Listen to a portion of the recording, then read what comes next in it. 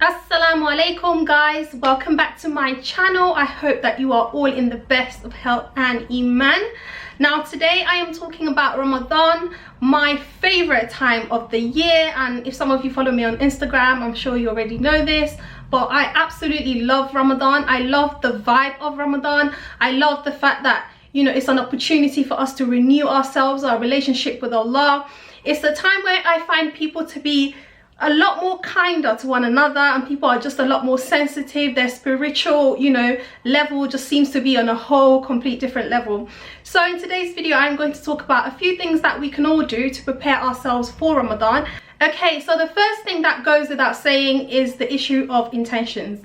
We need to pause and take a little check of ourselves, take a little check of our intentions and the reasons why we are fasting, because, you know, we all take it for granted that, well, of course we fast for the sake of Allah, you know, what else is it going to be? But sometimes, you know, some of us may feel pressured by different people in our lives to actually fast, and it's not something that we have internalized ourselves and something that we want to do ourselves. So, you know, if you haven't already, just make that conscious effort to check your intentions and make sure that you are doing this Ramadan and all the other fasting month of Ramadan that we hope to be blessed to witness, that we will be doing them for the sake of Allah. The next thing that I just like to throw right in is that Allah subhanahu wa ta'ala intends ease for us. You know, Ramadan is a time that when we start to sort of think about it and we start thinking about the hours that we're going to do and how many hours we're going to go without food and drink, a lot of us start to worry and we think, oh my God, like, oh, am I actually going to be able to do this? And I've met so many Muslims who have allowed their worry for, you know, being able to go through that many hours of fasting to overcome them, and they've actually just decided altogether that they are not going to fast. Now obviously fasting is not for everyone, and there are those with, you know, medical conditions, pregnant women, you know, women who have just given birth, all the different categories of people who are excused from fasting but who have to do other things to pay back for the fasting, and of course women in their menstruation.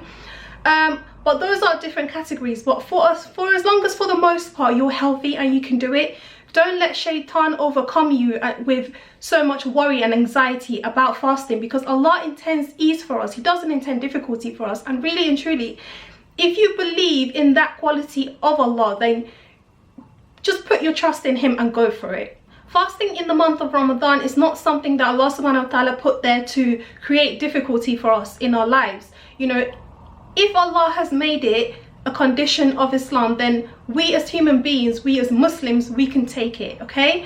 Okay, the next thing to think about is, what are your goals for this Ramadan?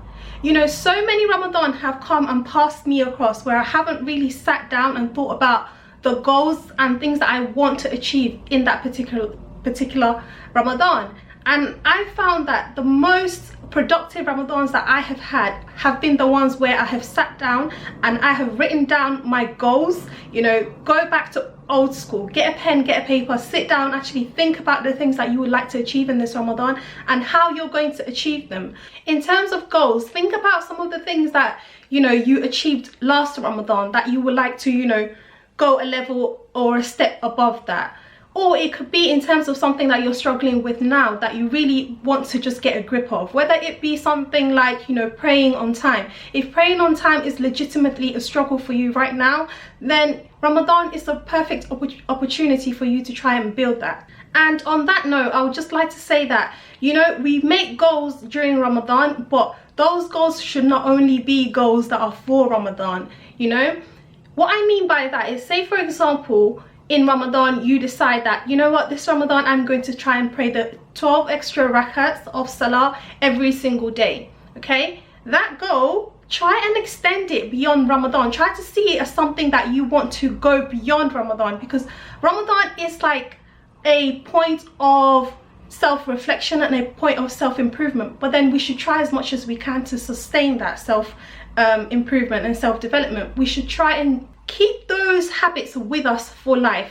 That is what Ramadan is all about. It's not just a month for us to just, you know, just ace it out, do the best that we can, give it our all, and then Eid come, and then we go from here right back down again, and we give Shaitan a welcome back party. That's not how it goes, okay? We need to really try our best to maintain whatever good habits that we develop during Ramadan. So when you're thinking about your goals, try and think of those 3 points.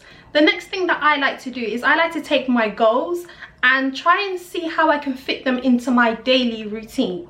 Now, that is where it really matters. That is where all of these theoretical things or ideas or plans that you have in mind really come into play, is how you can incorporate them into the life that you're already living in. So say, for example, you've got all of these ideas about these different acts of ibadah, worship, that you would like to do.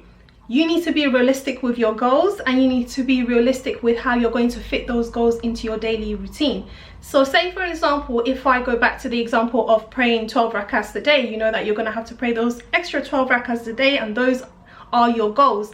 Now you need to look back to the sunnah and see where, at which point you can pray those salahs, and try to find a way to incorporate them into your daily routine. So if you're working and you know that you have half an hour lunchtime, and of course you're not eating, so that gives you extra few minutes to make sure that you do pray those extra 4 rakahs before dhuhr and 4 after dhuhr. So that way, you know, that is one part in which you have incorporated that idea of, or that plan of you praying 12 rakahs a day. So really do think about it and slot it in. Have a daily routine. If you don't already have a daily routine, or you don't know what your daily routine is, like I said, go back old school, get a pen, get a paper, sit down, write down everything you do from the moment you wake up to the moment you go back to sleep. And of course Ramadan is going to have that extra bit because you wake up for suhoor and all of that. Make sure that you have figured out how you're going to import your plan of action into your daily routine, because once you get into the habit of repeating that daily, that is what's going to stick with you, and that's what's going to help you to be able to maintain that goal after Ramadan, inshallah. My next point is that you need to be realistic with your Ramadan goals. You know, some of us, we put so much pressure on ourselves. We want to do the greatest of things during Ramadan, and that is brilliant. I'm not saying, you know, if you can go, you know, all out during Ramadan, definitely go for it, because the reward is definitely higher, and you get a lot more reward for the same action that you would do in Ramadan. You get more for it than if you did it outside of Ramadan. So definitely do that, but be realistic. Don't set yourself unrealistic goals that you're going to fall out of, you know, 5 days into Ramadan because it was just too unrealistic. If you know praying extra 12 rakahs a day is not going to be something that you're going to be able to maintain, even if it's just 4 rakahs, the extra 4 rakahs a day, try and do that, as long as you know that that is maintainable for you. However, having said that, I really need to put that we should be pushing ourselves, okay? Don't shortchange yourself. If you know that you can do an extra 8 rakahs a day, but you're just going to do extra 4 rakahs a day, you know, because, you know, you can't be asked. This is not the time to be like, I can't be asked, because none of us are guaranteed to even see this Ramadan. We're hoping and we're praying that we do, but none of us are guaranteed to see this Ramadan, or that if we witness this Ramadan, that we would ever witness any other Ramadan. So what I like to do is, I imagine that this is your final Ramadan that you will ever witness in your life, okay?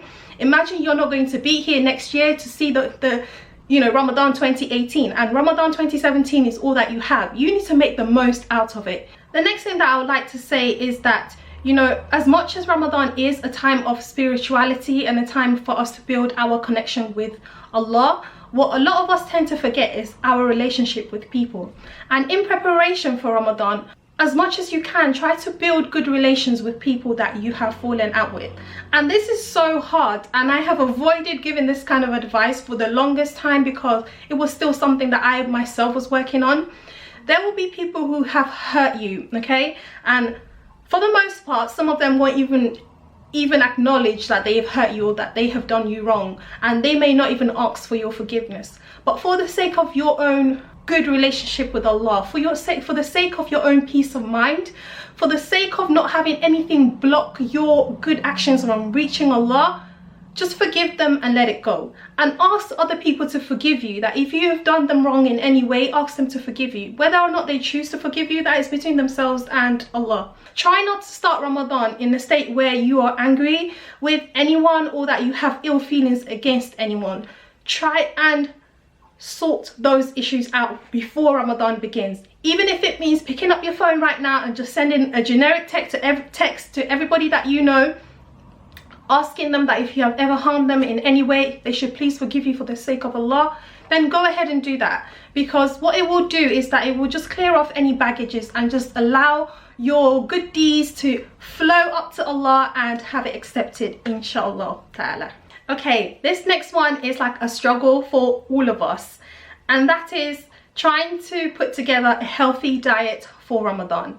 Now, how is it, isn't it funny how like in Ramadan you end up spending more money, although you're not eating, well, not that you're not eating as much, but you shouldn't be eating as much, but you end up spending more money on food than outside of Ramadan when you eat at least 3 times a day. Like it doesn't make sense to me how it all adds up. But at the end of the day, I've come to realize that it's because of our bad habits, right? We have this ideal of, if I haven't eaten all day long, then I'm just gonna, when I break my fast, you got all the oily and fried food right there, you got all the sugary food right there, you know, because for some reason when you're fasting you just seem to crave certain foods and you indulge in it straight after breaking your fast. But try to maintain a healthy diet and think about how, if you have your own household, you know, how you're going to incorporate that healthy lifestyle into Ramadan. It's really important for us to try and keep a healthy diet during Ramadan, because although we may not eat during the daytime hours, when we do eat, if we eat healthier foods, then that just ensures that our body is still going to get all the nutrients and calories that it needs to sustain itself throughout the hours that you are fasting and beyond. So let us make a conscious effort to have a healthier Ramadan, you know, making sure that you in your daily routine find ways to incorporate drinking enough water and getting yourself as hydrated, I can't speak today, as you possibly can be. Because, you know, and I'll give you a tip. What I do is I have my water bottle that I take with me absolutely everywhere, and so when I go for Taraweeh in the evenings, I make sure I fill up my water bottle and I take it with me to Taraweeh. And so in between the Salah, when, you know, you have a little bit of a break, I make sure I just, you know, I just keep drinking. I keep drinking to make sure that I keep myself hydrated. Because here in the UK, alhamdulillah, it hasn't fallen, you know, smack bang in the middle of summer this year. But there have been the previous years where Ramadan has been smack bang in the middle of the summer. For me particularly, if I don't keep up with my water intake, because my body is so used to getting a lot of water, then I easily get dehydrated, and we don't want that. You know, Allah has not made it to Ramadan to be a time, you know, to destroy us or any means. You know, it's just an issue of using your common sense and having good practices. That's all it takes. Finally, I would like to say, enjoy Ramadan, okay? Don't make it too complicated. Have a simple, you know, routine that you can keep, something you can maintain, and just enjoy it. Have a good time with, you know, your Ramadan. Ramadan is a blessed month. It's a beautiful month. You can enjoy it if you make a conscious decision that, you know what, I am going to enjoy this Ramadan, okay? And so I pray that you all have a blessed and beautiful Ramadan, and inshallah ta'ala, I will see you in my next video. I hope that you have enjoyed this video, and if you have, then please make sure you give it a thumbs up. And if you haven't already subscribed, then make sure you subscribe to my channel. Jazakallah khair for watching. Assalamu alaikum wa rahmatullahi ta'ala wa barakatuh.